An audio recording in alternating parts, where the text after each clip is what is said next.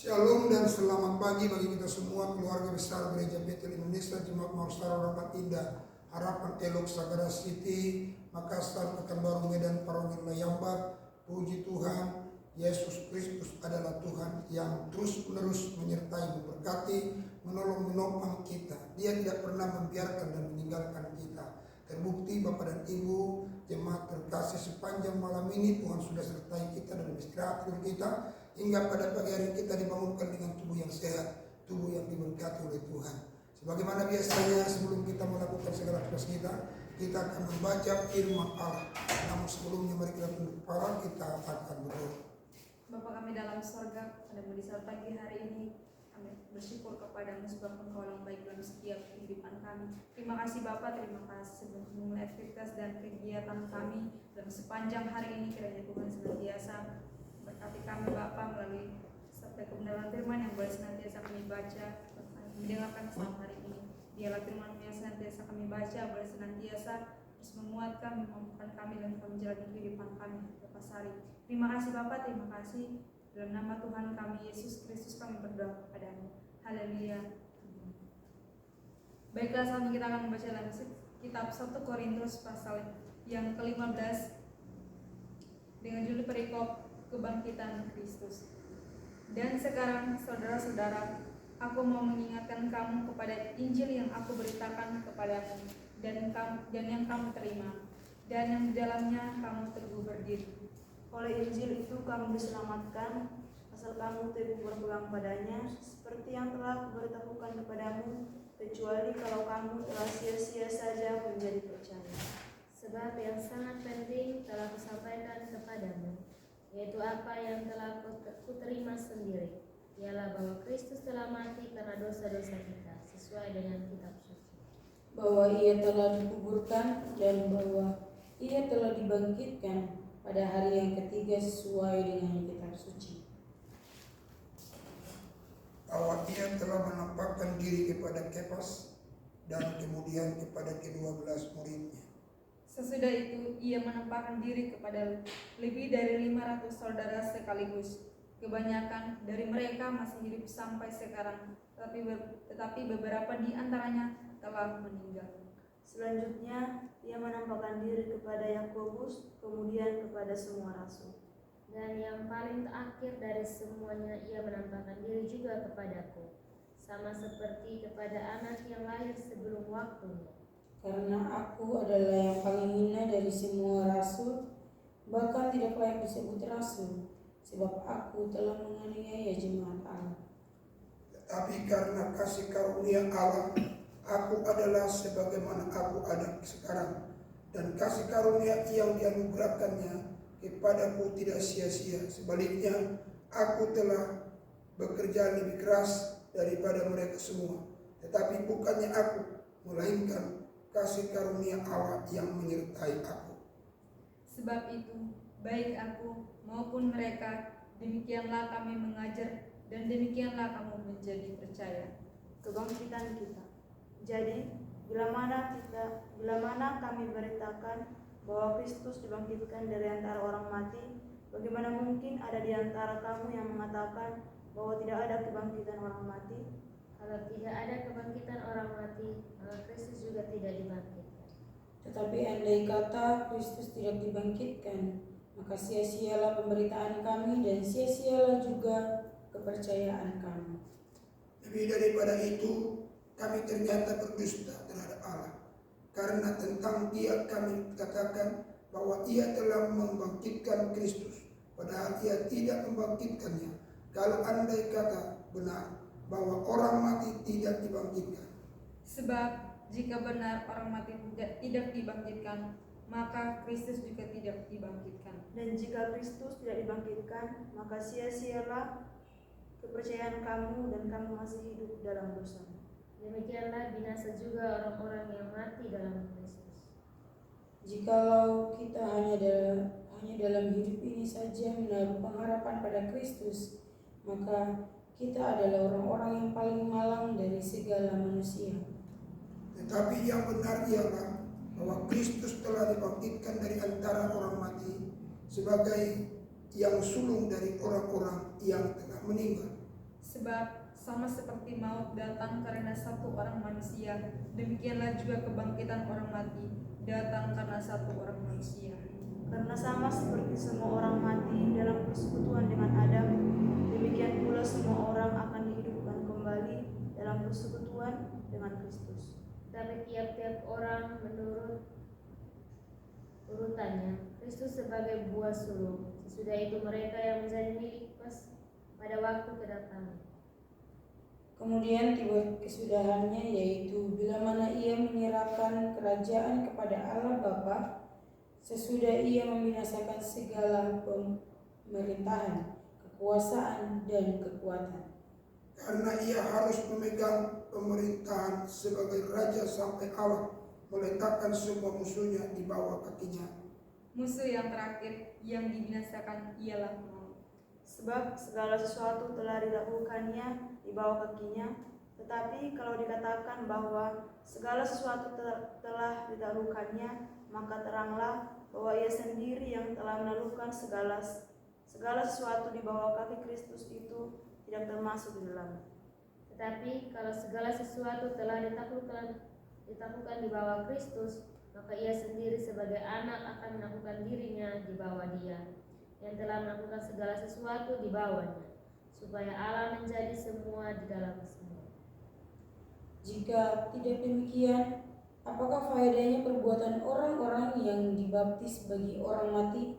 Kalau orang mati sama sekali tidak dibangkitkan, mengapa mereka mau dibaptis bagi orang-orang yang telah meninggal? Dan kami juga mengapakah kami setiap saat membawa diri kami ke dalam bahaya? Saudara-saudara, tiap-tiap hari aku berhadapan dengan maut demi kebanggaanku akan kamu dalam Kristus Yesus Tuhan kita. Aku katakan bahwa hal ini benar. Kalau hanya berdasarkan pertimbangan-pertimbangan manusia saja, aku telah berjuang melawan binatang buas di Efesus. Apakah gunanya hal itu bagiku? Jika orang mati tidak dibangkitkan, maka marilah kita makan dan minum, sebab besok kita mati. Janganlah kamu sesat, pergaulan yang buruk merusakkan kebiasaan yang baik. Sadarlah kembali sebaik-baiknya dan jangan berbuat dosa lagi. Ada di antara kamu yang tidak mengenal Allah. Hal ini kukatakan supaya kamu merasa malu. Kebangkitan tubuh. Tetapi mungkin ada orang yang bertanya, bagaimanakah orang mati dibangkitkan, dan dengan tubuh apakah mereka akan datang kembali? Hai orang bodoh, apa yang engkau sendiri taburkan tidak akan tumbuh dan hidup kalau ia tidak mati dahulu. Dan yang kau taburkan bukanlah tubuh tanaman yang akan tumbuh, tetapi biji yang tidak berkulit, umpamanya biji gandum atau biji lain. Tetapi Allah memberikan kepadanya suatu tubuh seperti yang dikehendakinya. Ia memberikan kepada tiap-tiap biji tubuhnya sendiri. Bukan semua daging sama. Daging manusia lain daripada daging binatang, lain daripada daging burung, lain daripada daging ikan. Ada tubuh surgawi dan ada tubuh duniawi, tetapi kemuliaan tubuh surgawi lain daripada kemuliaan tubuh duniawi. Kemuliaan matahari lain daripada kemuliaan bulan, dan kemuliaan bulan lain daripada kemuliaan bintang-bintang, dan kemuliaan bintang yang satu berbeda dengan kemuliaan bintang yang lain. Demikianlah pula halnya dengan kebangkitan orang mati. Ditaburkan dalam kebinasaan, dibangkitkan dalam ketidakbinasaan. Ditaburkan dalam kehinaan, dibangkitkan dalam kemuliaan. Ditaburkan dalam kelemahan, dibangkitkan dalam kekuatan. Yang ditaburkan adalah tubuh alamiah, yang dibangkitkan adalah tubuh rohania. Jika ada tubuh alamiah, maka ada pula tubuh rohania. Seperti ada tertulis, manusia pertama Adam menjadi makhluk yang hidup, tetapi Adam yang kedua menjadi roh yang menghidupkan. Tetapi yang mula-mula datang bukanlah yang rohania, tetapi yang alamiah. Kemudian barulah datang yang rohania. Manusia pertama berasal dari debu tanah dan bersifat jasmani, manusia kedua berasal dari surga. Makhluk-makhluk alamiah sama dengan dia yang berasal dari debu tanah, dan makhluk-makhluk surgawi sama dengan dia yang berasal dari surga. Sama seperti kita telah memakai rupa dari yang alamiah, demikian pula kita akan memakai rupa dari yang surgawi. Saudara-saudara, inilah yang hendak kukatakan kepadamu, yaitu bahwa daging dan darah tidak mendapat bagian dalam kerajaan Allah, dan bahwa yang binasa tidak mendapat bagian dalam apa yang tidak binasa. Sesungguhnya aku menyatakan kepadamu suatu rahasia. Kita tidak akan mati semuanya, tapi kita semuanya akan diubah. Dalam sekejap mata, pada waktu bunyi nafiri yang berakhir, sebab nafiri akan berbunyi dan orang-orang mati akan dibangkitkan dalam keadaan yang tidak dapat binasa, dan kita semua akan diubah. Karena yang dapat binasa ini harus menyenangkan yang tidak dapat binasa, dan yang dapat mati ini harus menyenangkan yang tidak dapat mati. Dan sesudah yang dapat binasa ini mengenakan yang tidak dapat binasa, dan yang dapat mati ini mengenakan yang tidak dapat mati, maka genaplah firman Tuhan yang tertulis, maut telah ditelan dalam kemenangan. Hai maut, di manakah kemenanganmu? Hai maut, di manakah sengatmu? Sengat maut ialah dosa, dan kuasa dosa ialah hukum Taurat. Tetapi syukur kepada Allah yang telah memberikan kepada kita kemenangan oleh Yesus Kristus Tuhan kita. Karena itu, saudara-saudaraku yang kekasih, berdirilah teguh, jangan goyah, dan giatlah selalu dalam pekerjaan Tuhan. Sebab kamu tahu bahwa dalam persekutuan dengan Tuhan jeripayamu tidak sia-sia. Haleluya, puji Tuhan, luar biasa kita sudah dengarkan firman. Biarlah kiranya firman ini yang menuntun langkah hidup kita sepanjang hari ini kemanapun kita pergi dan berada. Mari kita tunduk kepala, kita berdoa. Bapa di surga, berkatilah firman-Mu bagi semua jemaat-jemaat-Mu yang sudah mendengar, membacanya, merenungkannya.